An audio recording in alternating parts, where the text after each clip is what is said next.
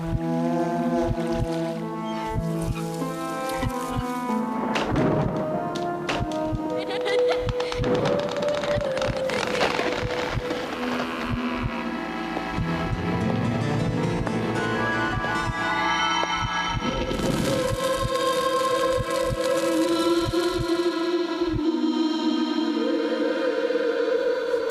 what's it called? And it's quick. But yeah, no, the Garth. What I don't even know how to say the second part. Dark Place. It's a British TV show. I think it only. I don't even know how many episodes. I think I only ever saw one. But it has Richard from Moss from In Crowd, IT Crowd. Oh, okay. Did you ever watch that show? I have seen IT Crowd before, yes. Okay. Well, yeah, it was a funny little horror-based show that was making fun of like pompous horror movie writers and doing their anthologies and stuff. And it really made quite a bit of fun of Stephen King specifically. And there was like this one joke which was fucking great where he's getting interviewed during it. And he's like, I'm the writer of 60 published novels. I would say I'm the only man who's written more novels than I've read. Nice. But yeah, I like that. So that's something to check out. I can't fully vouch for it because I think I only saw the one episode, but it's Well, good stuff. if it's on the BBC, that might constitute a full season. Yeah, right. But yeah, okay, well, we are back here with the horror with Mike. And Nate. And we are talking up TV terror on this particular episode. Do we want to maybe start moving into some of our favorite episodes, some of our flagships for the best horror that's been on TV, past, present, future? That's a great idea. And the first one I'd like to roll out there, I would definitely not call one of the best, or not even necessarily one of my favorites, but when I was young, there was a horror show on late night syndication on the weekends called Friday the 13th, the series. Oh, right. And it came out in the mid to late 80s. I'm not sure the exact year, but Right. Friday the 13th, the movie series, was riding pretty high. Yeah, I think it came out between 6 and 7. And the show just stole the name, I guess just to get him that extra little bit of publicity. Sure. Because I certainly tuned in the first time thinking it was about Jason and Crystal Lake. And it has absolutely nothing to do with that. But at the time when everything on TV that was horror was an anthology, this was a softer anthology. There was a man that owned an antique store, and he sold his soul to the devil. And he put a curse on everything in that store. All right. At some point later, he dies and is whisked off to hell. A couple of his younger relatives. Which actually one of them is, from the little I do know about it, is John D. LeMay from Jason Goes to Hell. Woo! Holla. Way back, his pedigree on Friday the 13th goes way back. So they inherit they inherit the store, and every episode is them trying to reclaim a different cursed item that has... Okay. So it can be a cursed scythe that brings a scarecrow to life. Was there ever a haunted hockey mask or machete, anything linking back to the series? Now, I did read in the trivia that was their initial pitch for the show was, hey, we're going to do the show anyway. Let's start with a hockey mask. Right. They ended up just using the name because they thought they had a good, and it was a pretty good show. I never saw any, but the best episode, and I think the one that everybody should try and go check out, was actually guest directed by David Cronenberg. Nice. And it was about a faith healer who had a cursed glove where he could take a disease from one person and transfer it to the next. Well, it's so Cronenberg, right? Real quick, who are some of the other notable guest directors? I actually don't know that there were a lot. And wow. See, it's a Canadian production. Oh, that makes Cronenberg. Cronenberg is, and he was awesome. Supporting his home country horror. So that one really, really jumps out. But I mean, there was also stuff it's like called The Faith Healer. I believe that's the name of the episode. Well, I'm sure I'll be able to find it through Cronenberg. But there's also, that's balanced with episodes where it's a cursed pool cue. and you had to stab somebody with the pool cue, and then you could win a game. So they're not all winners. Joker must have seen that one. Yeah. We're going to have tryouts. But that sounds pretty bad. Yeah, before I could drive, when I'm staying up late trying to find something on TV, it was a pretty cool show. Oh, no, I remember that kind of stuff. I mean, mine is a lot more little kiddish than that. But, no, I remember some of my first bits into horror was that kind of thing. It was Are You Afraid of the Dark? I think we mentioned that earlier in the show. But that was, I mean, I was watching those were coming on Nickelodeon late night Saturdays or something when I was like fucking 8 maybe, something like that. And so it's like, oh, it's Nickelodeon, whatever. I like horror stuff. Like I said, I'd seen some like Ernest Scared Stupid, Hocus Pocus, all this kind of stuff. And so I watched that, and there are some scary fucking episodes of that show. Again, syndication. No one seems to like really give a shit. Although, I mean, it is made by Nickelodeon. It's still. So I went back and watched some. Somebody bought the complete series for me, and I was like, oh, okay. But it's really cool because there's like it's Canadian again. So one of the cool things about going back and rewatching is there's a lot of actors who became people. Ryan Gosling's in a lot of them as a kid. Oh, wow. Hayden. Could he act back then? Yeah. Not bad, considering how bad some of those actors are. Right. He was in one with Gilbert Gottfried, so that was interesting. That's an interesting style clash. Yeah, Jay Baruchel or whatever, the guy from all the Knocked Ups. She's Out of My League. He's in quite a few of them. One of the best episodes has him. Darth Vader, Hayden Christensen is in some of them. Elijah Cuthbert was a part of the wraparound story as it went later on. Emmanuel Shariki or whatever. She was in a few of them.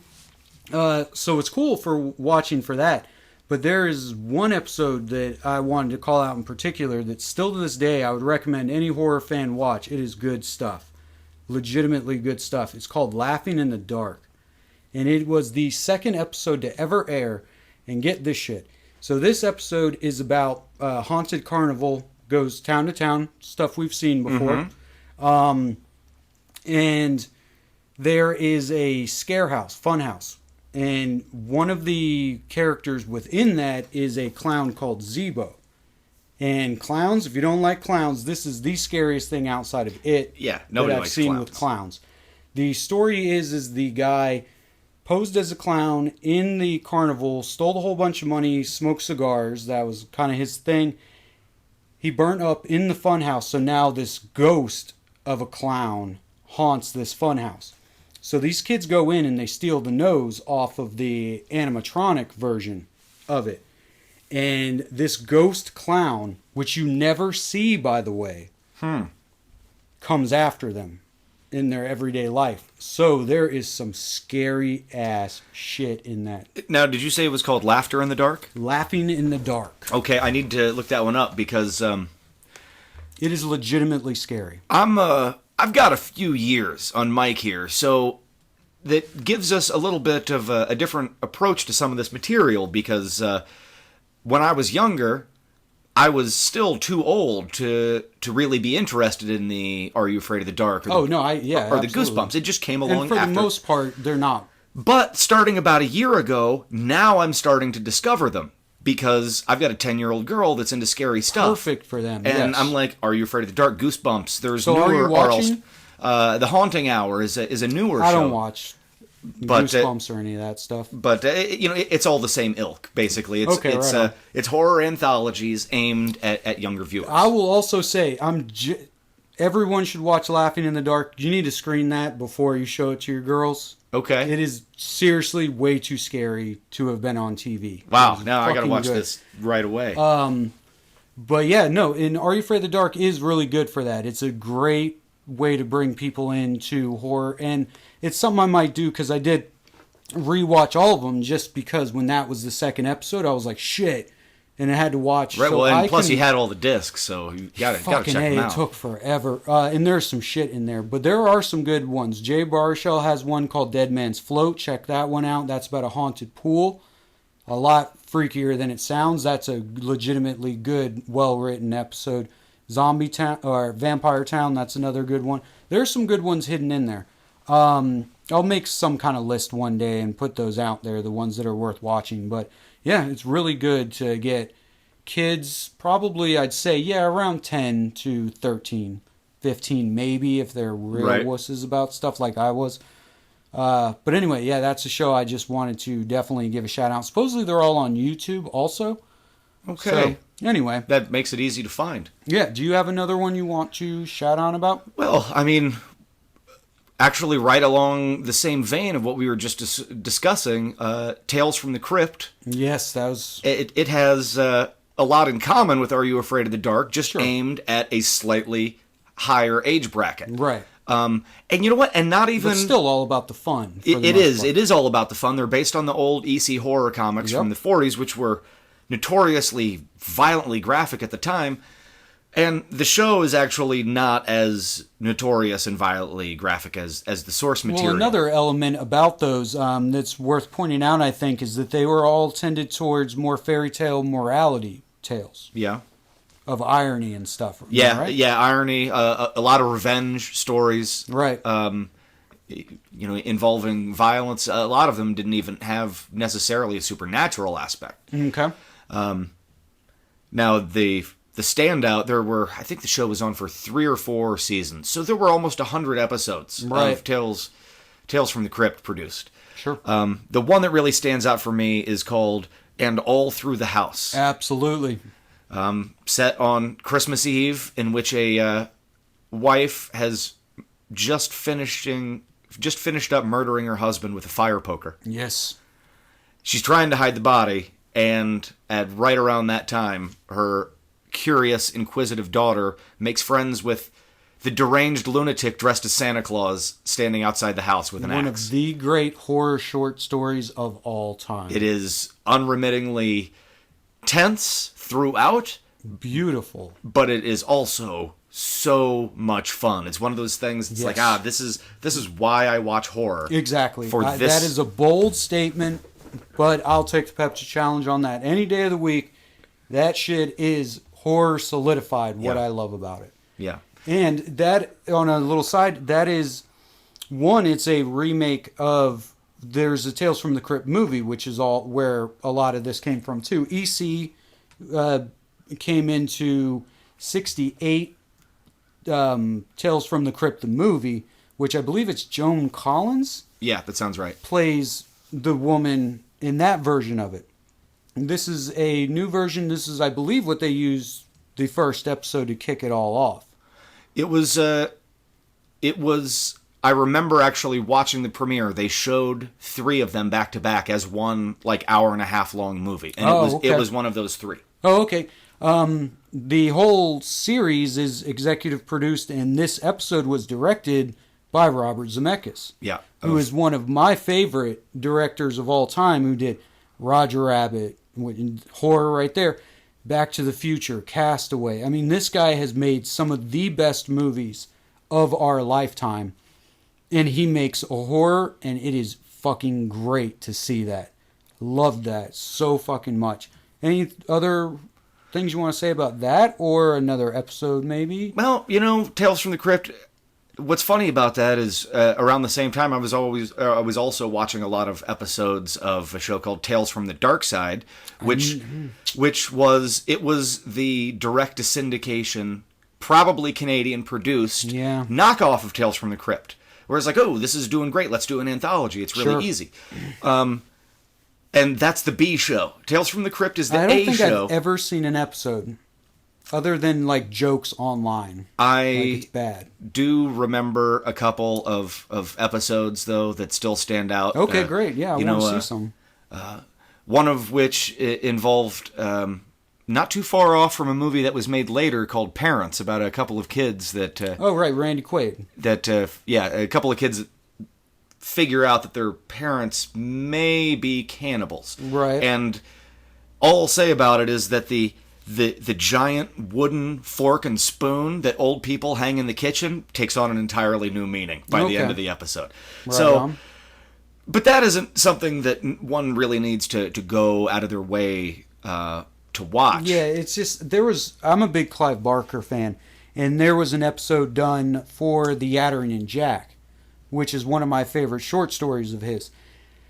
So I went and tried to watch that episode. That shit is fucking horrible. Yeah, and bad production. Fucking ridiculous production value, if there is any production Although, value. to be That fair, shit The is Yattering and ludicrous. Jack would be hard to adapt for anybody. Absolutely, it would be. That's a tough one. Like, that could make a good cartoon. Like, Yeah. we make cartoons. If we did a horror cartoon, that might be one that we might go for. But that would be so much buildup. That would take us a good long time to pull that one off. But if you would like to see something like that, fire back at us, because me and my producer Dylan make cartoons. So anything you'd like to see, maybe that would be a good one to start with.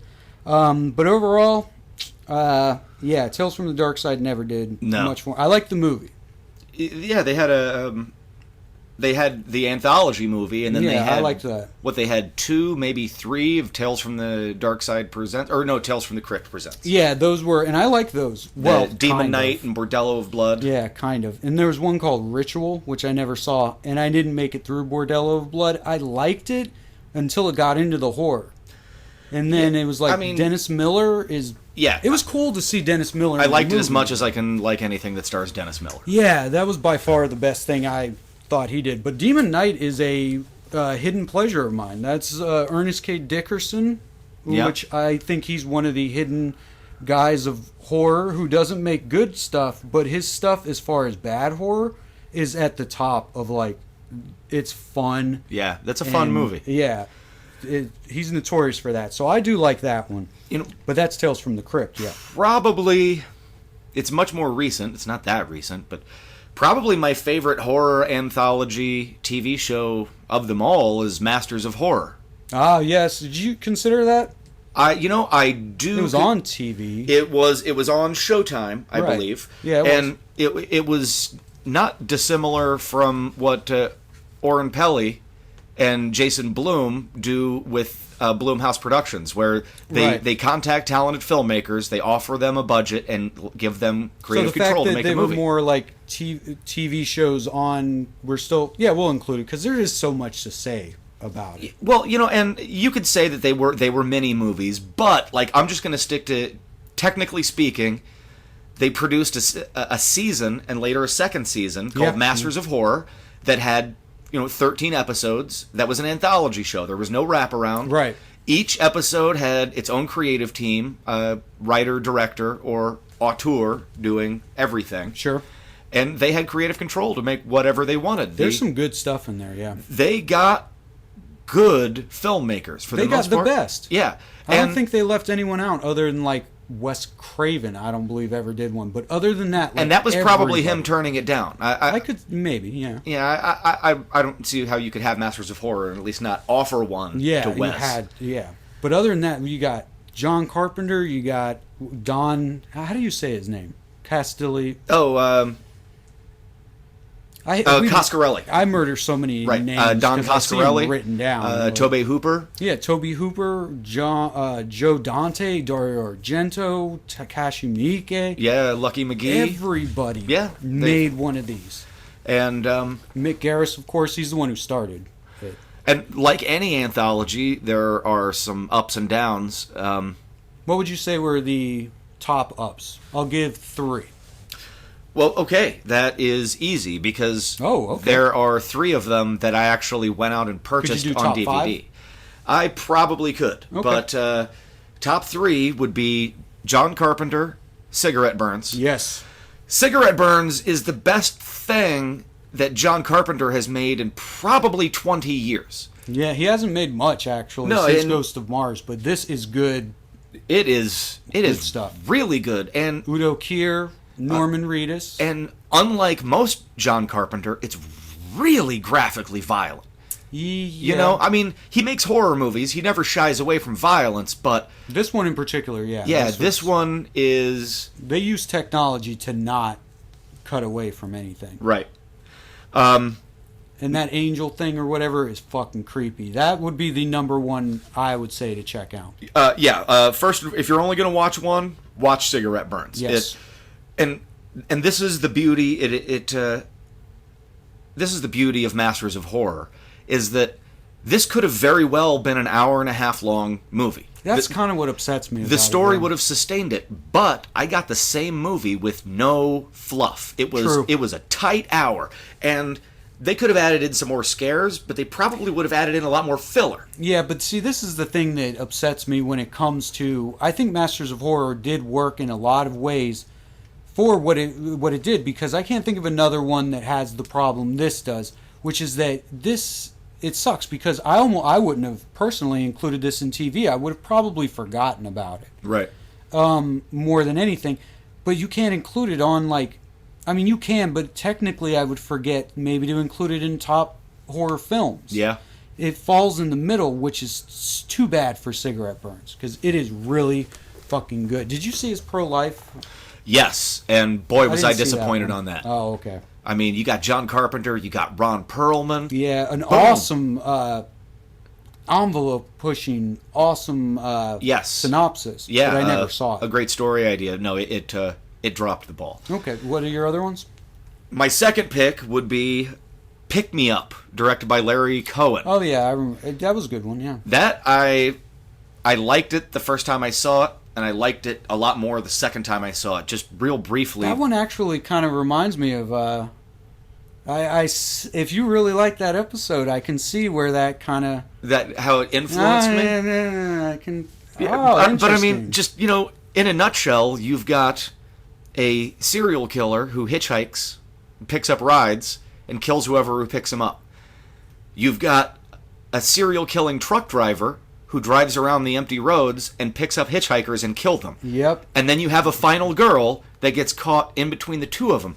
Now, yeah, that was a pretty good one. Yeah, I forgot about that. And on its surface, it's pretty good, but they just take it to places that I didn't expect them to. It's very smart. It's very wily. The two killers, very witty. They see something in each other. They recognize, and they have like a code of honor that they follow. Yeah, that was a good one. Yeah. And it becomes like one-upsmanship on who can kill this girl. I love it. And then the third one that I would pick, the third one that I bought, is Incident on and Off a Mountain Road. That's directed by Don. 2 out of my 3. Damn. Directed by Don. Well, that just speaks to the rightness of both of us. Yeah, because that's some good shit. It is really well made. It's intense. What I love about Don Coscarelli as a director is that you can't nail down his visual style. Every project he does looks different from every other project he does. Oh, yeah, I see what you're saying. Yeah.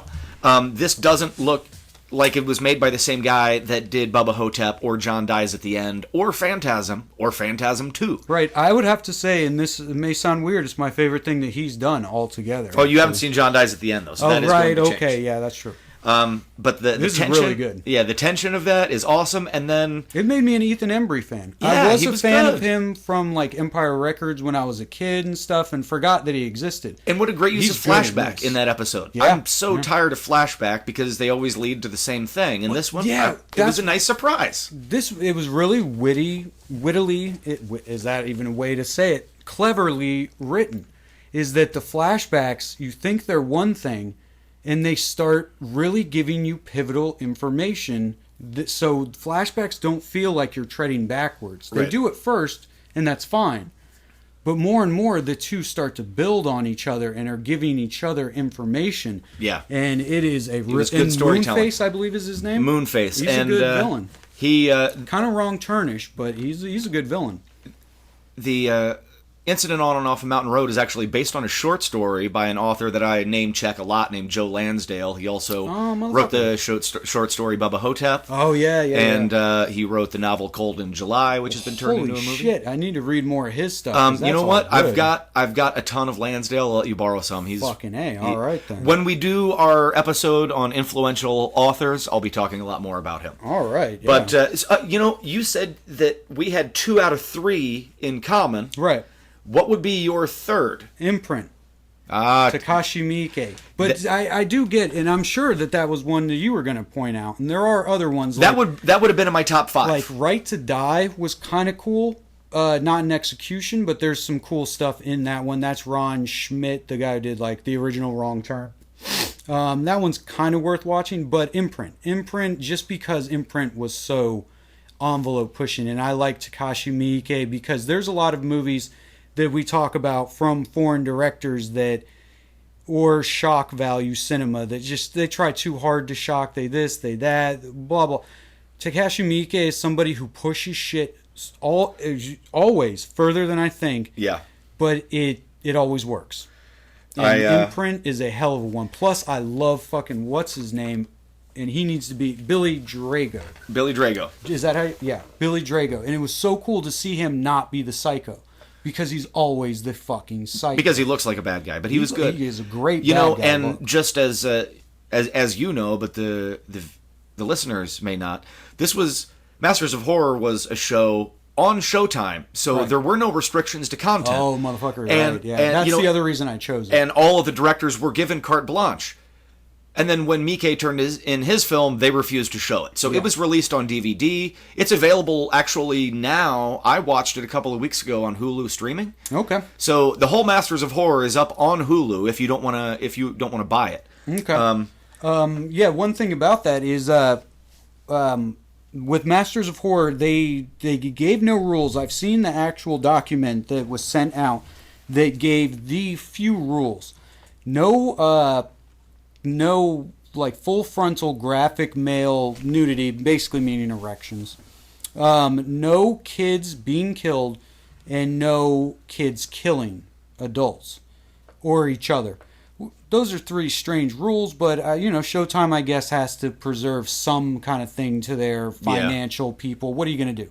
Those are only three rules. This one, I don't believe, from memory, it includes really any of that. I don't want to say too much, but it was even too much where they were like, fuck, you went past what we thought were the rules of decency. Right. Which, me just being a smartass, I would have made a movie about fucking erection men running around killing children. And I would have just, because I would have been like, fuck you guys. But, yeah, that's cool. And that's off the top of my head, too, like I said. But I think it's pretty safe to say that anybody's list, those would be the top four. And is there another one, though? Because I'm having even trouble thinking. Is there another one you like just off the top of your head? Some of them are pretty damn weak. Some of them are very weak. So just one more that you'd recommend. You mentioned Right to Die. That was pretty good. I want to say... damn it. Yeah, but I wouldn't recommend Right to Die. I want to say there was one really good one in the second season, which was overall a wash. Like, all the four that we've talked about now are all first season. Oh shit, I didn't realize that. Yeah, they did a second season of Masters of Horror with not nearly the quality. Well, a lot of people made multiples. Yeah. Carpenter made more than one. I think Argento made Jennifer Ann's Sick Girl or something. Or no, that was Lucky McGee. Lucky McGee. Or did he do Dear Girl or something? That was John Landis who did Dear Woman. Right. You know, and I liked Dear Woman. I didn't see that one.